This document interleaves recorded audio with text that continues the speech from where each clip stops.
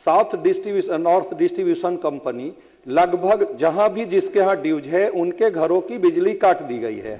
तो उस पे भूतलक्षी प्रभाव से 1 साल पीछे से उन पे चार्ज फ्रेम किया जाता है और इस तरह से साउथ और नॉर्थ डिस्ट्रीब्यूशन कंपनी उपभोक्ताओं का शोषण कर रही है महोदय। महोदय एक एक व्यक्ति के ऊपर 1-1 लाख रुपए तक का बिल है महोदय। एक समय था कि आप पीडीएस के माध्यम से किरासन तेल देते थे, आज तो वो भी नहीं है। तो क्या उन घरों में रोशनी नहीं जले?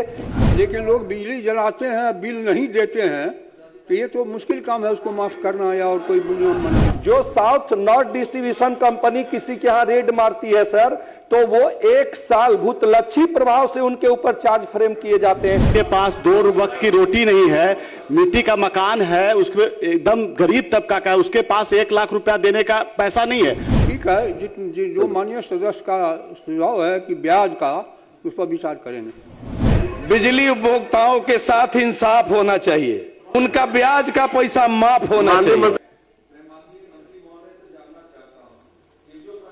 1 अगस्त 2025 को ये योजना लाई है, इससे बिहार के सभी उपभोक्ताओं को काफी लाभ मिला है। पर इसके कारण जिसके यहाँ ड्यूज है, south distribution north distribution company लगभग जहां भी जिसके यहाँ ड्यूज है उनके घरों की बिजली काट दी गई है। लोग आदी हो गए महोदय, ये सत्यता है।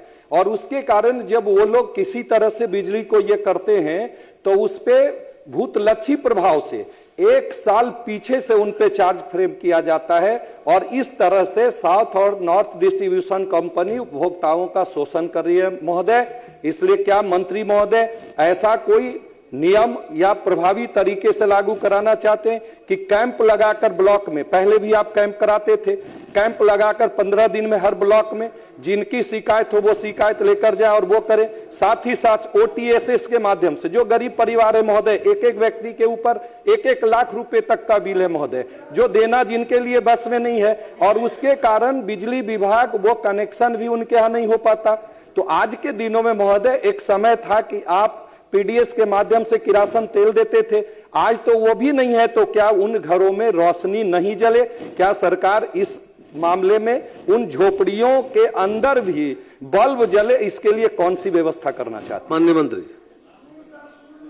किस्तों में भुगतान की सुविधा तो है, लेकिन लोग बिजली जलाते हैं, बिल नहीं देते हैं, तो ये तो मुश्किल काम है उसको माफ करना या और कोई बुनियाद बनाना।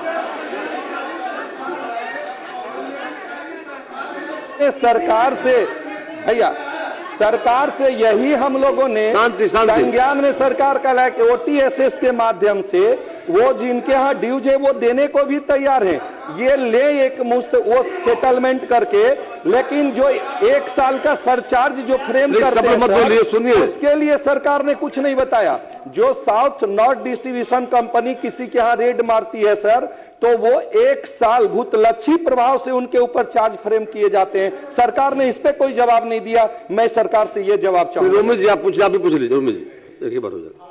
महोदय मैं ये एक चीज बोलना चाहता हूं कि चक्रवृद्धि ब्याज कम से कम माफ कर दिया जाए। जिसके पास 2 वक्त की रोटी नहीं है, मिट्टी का मकान है, उसके एकदम गरीब तबका का है, उसके पास 1 लाख रुपया देने का पैसा नहीं है, तो वो तो चाहे तो छोड़ देगा, केस व्यर्थ जा रहा है और पुलिस तो उस पर केस भी कर रही है, तो इससे क्या फायदा? तो सरकार को कुछ हो नहीं रहा है, किसी हालत में वो देने की स्थिति में नहीं है। तो मेरा सरकार से मांग है कम से कम चक्रवृद्धि ब्याज माफ कर दिया जाए, मूल पैसा वो देने के लिए तैयार है तो विनय बिहारी उसको कर दिया जाए। प्लीज बैठ जाइए विनय बिहारी जी, शांत सुन लीजिए विनय बिहारी जी का सुन लीजिए, एक बार जवाब दे दीजिएगा। ठीक है, जो माननीय सदस्य का सुझाव है कि ब्याज का, उस पर विचार करेंगे। मैं वही बोल रहा हूँ, बिजली उपभोक्ताओं के साथ इंसाफ होना चाहिए, बिजली उपभोक्ताओं के साथ इंसाफ होना चाहिए, उनका ब्याज का पैसा माफ होना चाहिए। मंत्री ने कहा भी सरकार विचार करेगी। अब माननीय सदस्य श्री प्रमोद कुमार। शोर शराबे से भरी दुनिया में सोचिए एक ऐसी जगह जो सुकून से भरी हो। 41 एकड़ में फैले हरे भरे परिसर में बसे इस लर्निंग कैंपस में क्लासरूम कुदरत से जुड़ते हैं और कल्पनाएं आजाद सांस लेती है।